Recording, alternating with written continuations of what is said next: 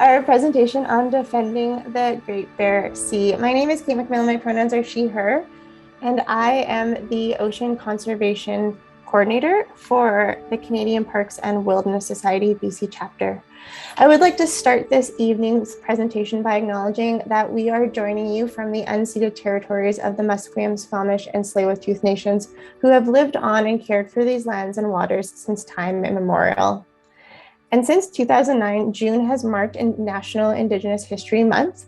So I also recognize our collective responsibility to help undo the injustices that Indigenous peoples continue to face as a result of settler colonialism. At this time, I would love to invite all of you who are joining us today to enter in the chat where you are joining from. And if possible, we also encourage you to share the Indigenous territories as well. If you're unsure, there is a resource online called nativeland.ca. It's a great resource to help you learn about the places you are living or visiting. And yeah, so just for those who might be newer to CPAWS-BC, we are a nonprofit grassroots-based conservation organization. We are one of 13 chapters across Canada that have helped to protect over 400,000 square kilometers of threatened area across the country. And this year marks our 30th, CPAWS-BC's 30th anniversary, which is really exciting. And in BC, we have played a significant role in the creation of our provincial and national protected areas, which account for more than 15% of the land base in BC. And also just over 20% of our waters are protected, although a large portion of that is under interim protections, and we want to see those areas permanently protected. And speaking of marine waters, yesterday was June 8th, which was World Oceans Day, and this is World Oceans Week. So this is a time for us to collectively celebrate and take action for our shared blue planet. It is just one ocean that does connect us all. And myself, as someone who did grow up in the middle of the continent in Manitoba, the ocean was a place that I was in awe of ever since I was very young. And even though I wasn't able to experience it, my first swim in the ocean didn't happen until I was 18. I was able to learn and connect with this important ecosystem in these waters through books and documentaries, which clearly left a really big mark on me, inspires me to do the work that I am doing today. To celebrate for Oceans Day this week, and really every day is Oceans Day for us, we want to continue to advocate for the creation of healthy ocean areas so we can have abundant wildlife, but also that these waters support all those who depend on it for food, for work, for culture, and for adventure. So Canada has adopted a science-backed target of part of this global deal for nature to protect 30% of the oceans by 2030.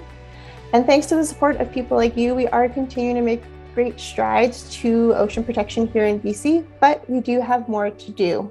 So we want to today talk with you about one of the regions of the oceans, the Northern Shelf Bioregion, or as we refer to it as the Great Bear Sea.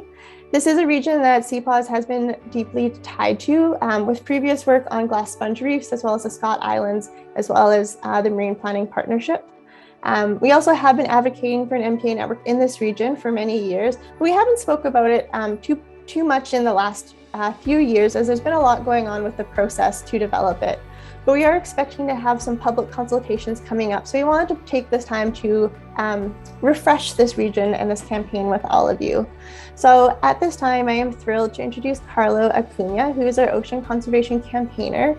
And he'll be telling you about this region, about some of the special marine life that you can find there, the leadership of the Indigenous nations around the Great Bear Sea, and why are we working to see a marine protected area network established. And at this point, I am going to hand it over to you, Carlo. Thank you. All right. Hello, everyone. I hope everyone can hear me and everyone can see my presentation on their screens. My name is Carlo Acuña. I am the Ocean Conservation Campaigner for CPAWS-BC here. I go by he and him, and I just want to thank you for joining us today. All right. So for those of you that aren't as familiar with the Great Bear Rainforest and the Great Bear Sea, the Great Bear Rainforest covers about 6.4 million hectares on the north and central coast of British Columbia, as you can see on the map there. So that's about the size of Ireland, and it is home to the famous spirit bear, which is a rare genetic white variant of black bears. And so the ocean and coastal waters next to this rainforest are officially called the Northern Shelf Bioregion. but we refer to it as the Great Bear Sea. And we would like to do that because we want to recognize the connection between land and ocean. It encompasses both the north and central coasts of British Columbia, the mainland, as well as the northern part of Vancouver Island and Haida Gwaii. So part of the reason why people want to protect this area is the abundance of marine life. So yes, humpback whales, definitely, killer whales as well. There are two kinds of killer whales in the Northern Shelf or the Great Bear Sea. So one of them are the transient killer whales, which like to hunt marine mammals, as we have the northern resident killer whales, which like to hunt salmon. Yes, dolphins, exactly. Sharks, yes, they have been seen there too. Lots and lots of marine birds, absolutely. But the next thing I want to do is I'm going to share with you 3 animals that live within these coastal waters that I think are personally amazing, but this only skims the surface of the diversity of life here. And the first one, of course, is the humpback whale. So that is probably the most recognizable species in the Great Bear Sea, especially for whale watching and tourism. Every year, around spring, summertime, humpback whales migrate with their young from Hawaii and Mexico to feed in the rich waters of the Great Bear Sea. There is lots of food for them there. And they feed, or sometimes they feed, by doing this. So I'm hoping you can see a video on your screens, to split video. This is what is known as bubble net feeding. So on the left of your screen there is a humpback whale swimming in a circle, blowing bubbles. And he's doing that around some herring. And what happened, and you can see the circle of bubbles on the right part of the screen. And what happens is that herring get trapped in the middle of that circle and they freak out and they don't seem to go outside of that circle. They're kind of stuck in there for some reason. And then what happens is you can kind of see it now. Whales come up from the bottom of that net and just scoop up all the herring. And that is what is known as bubble net feeding. And it is one of the many famous and popular things people like to see when they go in the Great Bear Sea. But a new feeding method has been found in the Great Bear Sea. This one is specifically been observed on northern Vancouver Island. And it is known as trap feeding. And I hope you can see the video or the video there of a whale just opening its mouth. So this is where humpbacks kind of set up a trap for juvenile herring. So they'll open up their mouths. The fish will collect near or in the mouth area of the whale because they think of it as a safe haven from seabirds. And you can see the gulls flying above. And then what the humpbacks do is that they kind of spin around or use their pectoral fins to push the fish into their mouths, and then they swallow, just kind of and gulp down, just like you can see there. So we will provide links to these full videos in an email afterwards, so you're not just seeing these short clips, because these are amazing behaviors, and there are people on documentaries that can explain it a lot better than I can. So as top predators, whales are great indicators of the health of an ecosystem. So if whales are doing well, the ocean is doing well. And that's why we like to see whales in the Great Bear Sea. All right, so the next species I want to introduce, I already talked a little bit about, herring. So that's this small silver fish that you see on the left in there. And if any of you live in the southwestern Vancouver Island region, you might be very familiar with this fish. Its annual spring spawning events turn shorelines white with eggs. And you can see that on the right side of the screen there with the white along the coast. So herring play a major role for pretty much every species on the coast of British Columbia. They are considered keystone species. They are forage fish, which means they are important food for many larger predators. That includes the whales, of course, and seabirds, and even larger fish like tuna and cod. So these are very important to the ecosystem, and we need lots of them in the Great Bear Sea to keep that ecosystem working. Indigenous nations also rely on herring. So the indigenous nations have practiced this fishery called spawn on kelp fisheries for thousands of years. And what it is, it involves hanging weighted kelp or hemlock branches and dropping them in the ocean where they know that herring lay their eggs. And then once the fish have spawned, the branches or the kelp are just hauled out of the water, and then they are coated in delicious, nutritious fish roe for them to eat. It's a very simple fishery, but yeah, it's very, very effective. And they've been doing it for thousands of years, and they continue to do it to this day. Now on to our third resident or species in the Great Bear Sea that I'd like to talk about, and that is rockfish. So there are 38 species of rockfish that live along the coast of BC, and many of them can be found in the Great Bear Sea. They are very long-lived fish. Some of them can live for 100 years or more, and they come in a variety of colors. So we have some black and green ones, like the China rockfish on the right, and then some of them even come in crimson and vibrant orange, like the copper rockfish on the left. And these colors are used to blend in into the seafloor and the rocks where they live. And some rockfish, they never stray far from home. So when divers go down, they often see the same rockfish in the same place year after year, which is unbelievably crazy if you ask me. But in addition to all this cool wildlife in the Great Bear Sea, these waters are not just important to animals, they are also important for culture and local economies. The region is home to about 90,000 people, and that includes over 30 indigenous nations who have stewarded the lands and waters here since time immemorial or before memory. So this is a map from nativeland.ca, so the website that Kate was talking about earlier, and this shows the territories of indigenous nations in the Great Bear Sea. So there are many, over 30. So the Great Bear Sea is important for the people who live here. It's important for culture and connection to the sea. It provides food to support communities, and then communities rely on the coast for jobs as well. And we hope that this place continues to support all those interconnected lives. So since time immemorial, indigenous peoples have stewarded the Great Bear Sea. And this includes sustainable fisheries and interwoven histories that connect communities and culture. And all that is definitely connected with nature and the wildlife that I just spoke about previously. All right, so this stewardship continues to this day. Coastal Guardian Watchmen are people directly on the water that help ensure resources are sustainably managed and that regulations are followed and that the land and marine use agreements are implemented.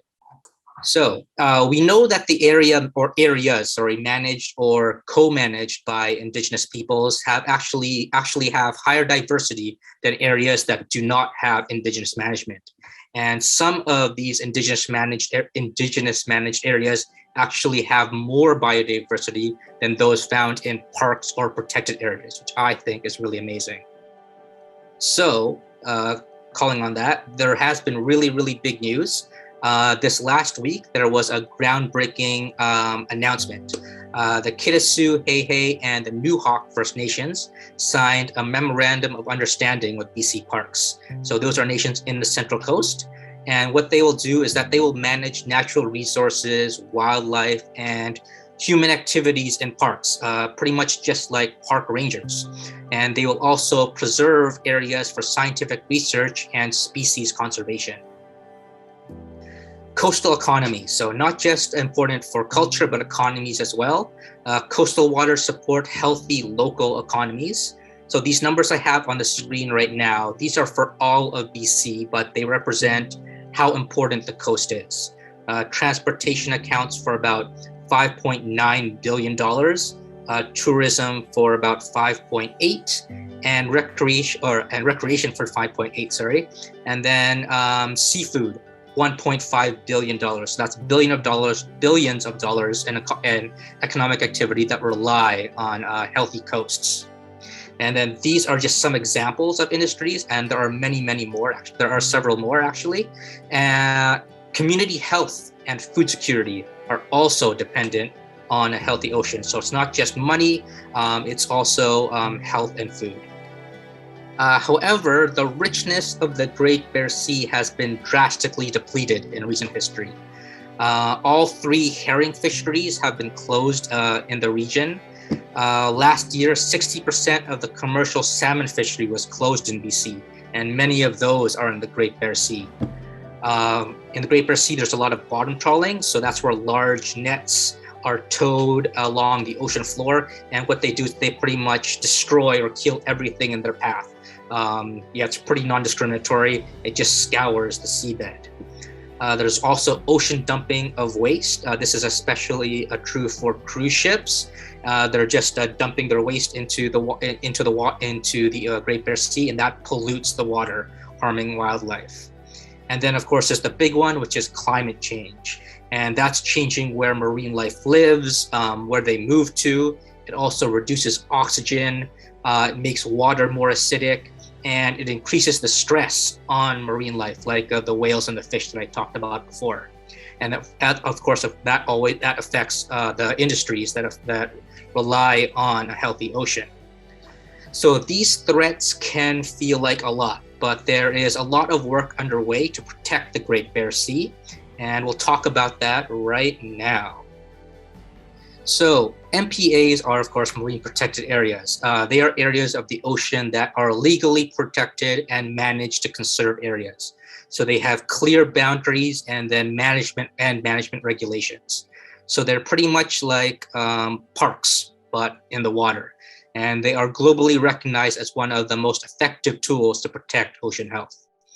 But like parks, MPAs come in many forms. They can vary in size, types of human activities permitted, and then how they are designated and managed. MPAs can create a safe space for fish, like the herring and rockfish that I just mentioned before. But it's really important to note that MPAs do not always mean that there are no human activities allowed, or that humans must stay away. No, humans are definitely part of nature. And so in many cases, sustainable resource use is compatible with marine protection. So that's an MPA, but what is an MPA network? So an MPA network is a collection of individual MPAs that work together in a cooperative way, and then they amplify the benefits of each individual site. So like habitat corridors that connect parks together, MPA networks are designed to connect MPAs on the ocean. And this is great for migratory wildlife, like the humpback whales that travel long distances from Hawaii and Mexico, and they use the Great Bear Sea to go almost all the way up to Alaska. So networks are amazing. MPA networks can also ensure that a full range of coastal and marine wildlife are protected. So it's not just protecting one certain habitat in one area, it's protecting many different habitats. So benefits. So strongly protected MPAs have been proven to increase fish biomass. So that's the number and the size of the fish, and by up to 600%. That is huge. And they also increase biodiversity by more than 20%. So this increased biodiversity and more fish and other marine life, this leads to healthier ecosystems. And healthier ecosystems, that increases the resilience to shifts in their environment, like climate change. So the healthier ecosystem, the better the animals can adapt to changes in their environment. MPAs are also beneficial to the economy, particularly fisheries and tourism. So MPAs often have more fish than non-protected areas.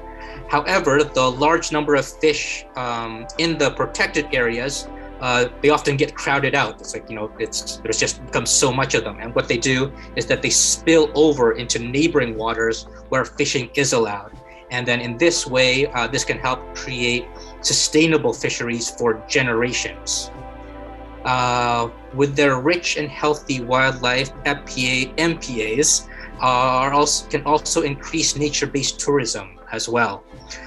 They also have knock-on effects for other businesses through tourism, like shops, camping, and hotels as well. So lots of money to be had with MPAs. In fact, the return on investment on MPAs can be as high as 10 to 1. So while fisheries management works on a species by species basis, strongly protected marine MPAs build on that by protecting entire ecosystems. So not just one species, but several species as well as the habitat. However, MPAs are not a cure-all. The ocean has many complex problems, and that requires a suite of solutions. And an MPA network is just a part of that suite, but it is a very key part of that suite. So for over 10 years, Indigenous nations along the Great Bear Sea have led the process to create an MPA network for the region. And they have been collaborating with both federal and provincial governments. And an MPA network would protect the region's ecosystem and abundant marine life, but also ensure a variety of resource uses and activities that sustain coastal livelihoods. So this MPA network process is the first planning initiative of its kind in Canada to actually protect First Nations cultural conservation priorities. And that's because they were part of the work from the very beginning, which is very, very important going forward. So the MPA network is actually building off 3 established MPAs that are already in the area. And you might be familiar with them if you have been following CPAWS-BC here. Guayhanes National Marine Park, if you can see my mouse right here, that is one of them. Guayhanes National Marine Conservation Area Reserve and Haida Heritage Site. That's where my mouse is right here on the bottom end or the southern end of Haida Gwaii. There's also the Hecate Strait and Queen Charlotte Sound Glass Sponge Reefs Marine Protected Area. And those are these 3 MPAs right here. They're all one MPA, but there's 3 regions of them. And then this big one here is the Scott Islands Marine National Wildlife Area. And so what the MPA network is trying to do is that it will add a whole bunch of smaller protected areas closer together, and that will connect these MPAs as well as other important habitats. And that will help safeguard the Great Bear Sea for generations to come. So over the past few weeks, the organization called Coastal First Nations has been releasing videos explaining why they want to create an MPA. And I just want to share some of their words. So the Great Bear Sea has sustained our people for thousands of years. And so we know it can provide if it is managed and taken care of well. It's not just about protecting everything, and it's not just about developing everything. It's about a balance. And what governs that essentially is our culture and our way of life. So coastal First Nations or Indigenous nations have been doing this for thousands of years. They know how to responsibly manage the Great Bear Sea for nature and for themselves. And one last quote, we don't just manage species in isolation, but in balance with a full coastal ecosystem and for the long term. And this is how we've always done it. So they definitely have that experience. And like I said before, they're not doing it just species by species. They're thinking of it as ecosystem-wide, which is excellent. So these tweets, the videos in these tweets are available online. I hope you can watch the entire videos. We will be sharing those links in the email after this presentation. So an MPA network can also include IPCAs. So those are Indigenous Protected Conservation Areas. So last November, the Mamalilakula Nation around northern Vancouver Island, they declared an IPCA in a marine area of high biodiversity. So it's got unique sponge and coral reefs. It's got estuaries where salmon-bearing streams meet the ocean, as well as a number of historical Mamalilakula settlements and cultural and archaeological sites. So if you see on the map here, it's on the mainland side of BC by the Johnstone Strait. And it's just this red area right here, which is amazing. Just taking the lead on conservation is what First Nations are doing, and we hope to see more of that. So aside from the MPA network process, other MPAs are being planned, which would contribute to the protection of the Great Bear Sea. And one of them is the Central Coast National Marine Conservation Area Reserve, which is under Parks Canada. So last August, the governments of Canada, so that would be Parks Canada, British Columbia, the Heiltsuk, the Kitasoo-Hehe, the Newhawk, and the Owikano nations recently signed a Memorandum of Understanding, or an MOU, to launch a feasibility assessment on a proposed NMCAR on the Central Coast. And you can see the region in blue here on this map. So that is around the area around Bella Bella. So this area has abundant marine resources, so particularly salmon, eulachon, and herring. And those fish supported ancient civilizations for thousands of years and allowed rich cultures and societies to develop to the ones that are there today. There are also 14,000-year-old village sites in this area as well. So this makes this area some of the oldest continually occupied sites in Canada. So both protecting it for cultural purposes as well as for nature. So this area is so rich in stories and life that we wanted to find a way to help connect people across BC with the region. And so what we're doing is we are working to create a new digital tool to help people learn about the Great Bear Sea and then the proposed MPA network. And so what I'm going to do now is switch my screen share and give you a sneak peek at this Great Bear Sea website that we are working on. All right, so I'm hoping you can see a website with a giant map on it and then a picture of a gull. Awesome, excellent. So this is what our Great Bear Sea website is going to look like. It's going to be, if any of you know, it's going to be an interactive map. If any of you have played with around those before. So on the top here, there are four themes that you can explore. The actual physical region of the Great Bear Sea, life at sea, local stories, and conservation.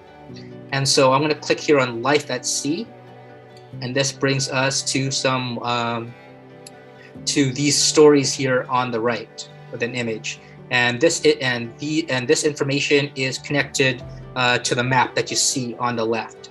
So the first thing we have are important bird areas. And so we have a description of important bird areas, and then on the left on the map you can see where important bird areas are in the Great Bear Sea. So to learn more about these stories, there is an arrow on the bottom here where you can click through, find out more about important bird areas or whatever subject you're looking for or looking at. And then to see some more stories, there is a keep exploring arrow right here at the top. And that will show up a new stories. This one's kelp and eelgrass. And then on the map, you can see different areas where there's kelp and eelgrass. And then again, you can flip to more details about that story right here with the arrows on the bottom. So this website is very much in development. We're hoping that it will be online sometime this summer, so that we can share with people how amazing the Great Bear Sea really is. So I will now stop screen sharing. So I just wanted to say lastly, thank you for listening, and I hope you have some questions for me. But before we jump into the Q&A, I want to say on behalf of CPAWS-BC, how grateful we are to you for your support, not only for defending the Great Bear Sea, but for all of our campaigns. We are on an exciting path, I think, with strong partnerships and ambitious targets. We truly couldn't do this work without you. and we're excited to keep sharing this journey with you. We'll have many more updates on the Great Bear Sea and other campaigns in the coming weeks. So if you are not already subscribed to our emails, please join us. You can check us, you can click the join on our CPAWS-BC website, or you can follow us on social media at CPAWS-BC. But Carlo, you will be sending out an email to everyone with lots of links and lots more information. Yes. And maybe, do you have any suggestions for how folks can wrap up their celebration for Ocean Week, which is this Friday? Yeah, so tomorrow is the end of our Ocean Week.